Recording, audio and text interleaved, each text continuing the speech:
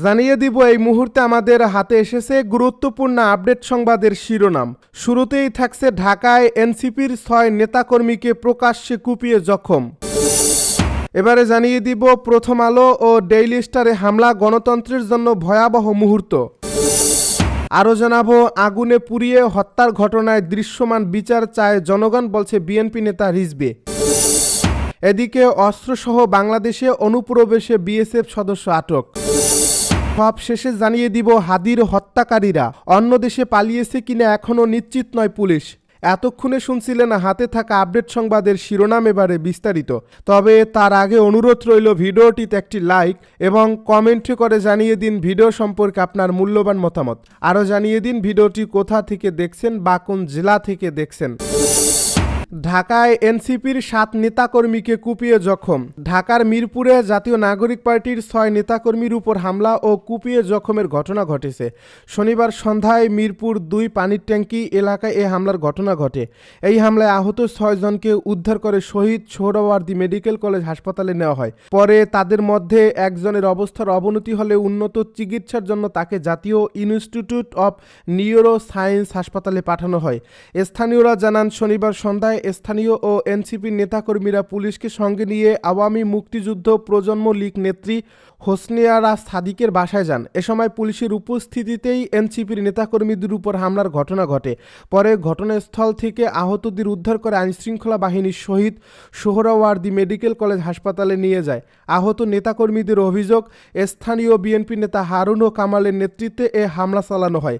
তাদের সঙ্গে সাবেক আওয়ামী লীগের কর্মীরাও জড়িত ছিল বলে অভিযোগ করেন আহতরা। এদিকে এই হামলার ঘটনার পর রাতেই আহতদের দেখতে শহীদ সোহরাওয়ার্দী মেডিকেল কলেজ হাসপাতালে যান এনসিপির সিনিয়র যুগ্ম আহ্বায়ক আরিফুল ইসলাম আদিব। প্রথম আলো ও ডেইলি স্টারে হামলা গণতন্ত্রের জন্য ভয়াবহ মুহূর্ত। প্রথম আলো ও ডেইলি স্টারের উপর হামলাকে গণমাধ্যমের স্বাধীনতা ও মত প্রকাশের অধিকারের উপর সরাসরি আঘাত হিসেবে আখ্যা দিয়েছেন ঢাকায় নিয়োজিত ইউরোপীয় ইউনিয়নের রাষ্ট্রদূত মাইকেল মিলার। তিনি বলছেন, এ ধরনের ঘটনা বাংলাদেশের গণতন্ত্রের জন্য একটি ভয়াবহ মুহূর্ত তৈরি করছে এবং এমন ঘটনার পুনরাবৃত্তি তারা দেখতে চান না।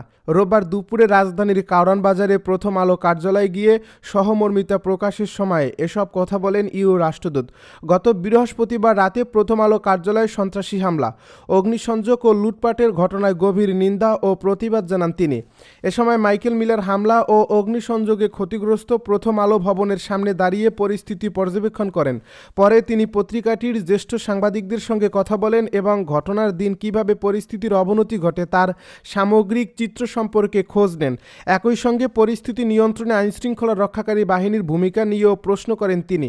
আসন্ন জাতীয় নির্বাচন সামনে রেখে মত প্রকাশের স্বাধীনতার গুরুত্ব বিশেষভাবে তুলে ধরে ইউ রাষ্ট্রদূত বলেন, বাংলাদেশ যখন নির্বাচনের দিকে এগোচ্ছে তখন মত প্রকাশের স্বাধীনতার পরিসর বজায় রাখা অত্যন্ত গুরুত্বপূর্ণ। এমন ঘটনার পুনরাবৃত্তি আমরা আর কখনোই দেখতে চাই না। এটি বাংলাদেশের গণতন্ত্রের জন্য একটি ভয়াবহ মুহূর্ত ছিল। তিনি আরও বলেন, ত্রয়োদশ জাতীয় সংসদ নির্বাচন যেন শান্তিপূর্ণ ও সুষ্ঠুভাবে অনুষ্ঠিত হতে পারে সেজন্য গণমাধ্যমের প্রকাশনা কার্যক্রম চালু রাখা, সংবাদ পরিবেশন অব্যাহত রাখা এবং সবার জবাবদিহি নিশ্চিত করা জরুরি। এ সময় প্রথম আলোর ব্যবস্থাপনা সম্পাদক আনিসুল হক, উপসম্পাদক লাজ্জাত এনাপ মহসী এবং head of online Shawkat Hossain EU রাষ্ট্রদূতের সঙ্গে কথা বলেন এবং সার্বিক পরিস্থিতি তুলে ধরেন। আগুনে পুড়িয়ে হত্যার ঘটনায় দৃশ্যমান বিচার চায় জনগণ, বলছে রিজভী। দেশের বিভিন্ন স্থানে আগুনে পুড়িয়ে হত্যা ও সহিংস ঘটনার সুষ্ঠু তদন্ত এবং দোষীদের দৃশ্যমান শাস্তির দাবি জানিয়েছেন বিএনপির সিনিয়র যুগ্ম মহাসচিব অ্যাডভোকেট রুহুল কবির রিজভী। তিনি বলেন, একের পর এক চোরাগুপ্ত হামলার ঘটনায় মানুষের মধ্যে আতঙ্ক ও নানা প্রশ্ন তৈরি হচ্ছে, যা রাষ্ট্রের জন্য উদ্বেগজনক।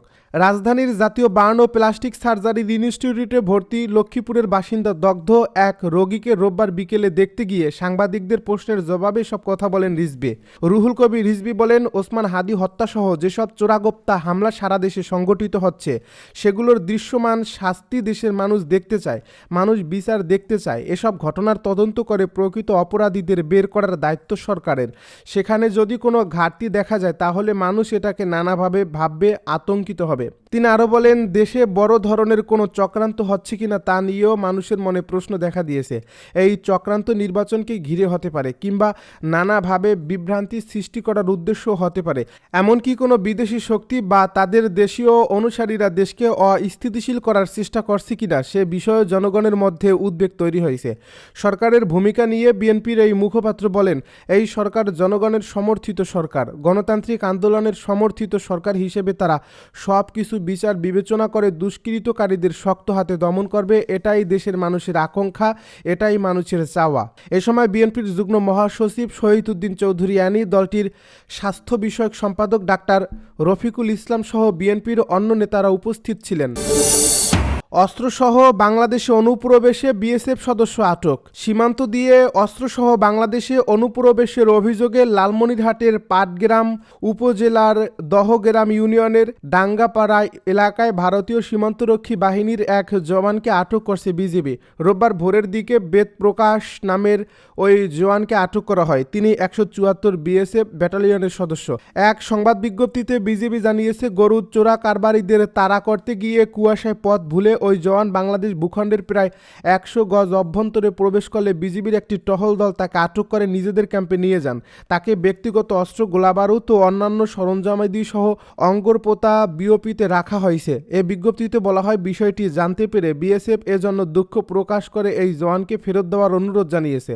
বাংলাদেশ ভারত যৌথ সীমান্ত চুক্তি এবং আন্তর্জাতিক আইন যথাযথভাবে প্রক্রিয়া অনুসরণ করে উক্ত বিএসএফ সদস্যের ব্যাপারে ব্যবস্থা গ্রহণ করা হবে বলে জানিয়েছে বিজিবি।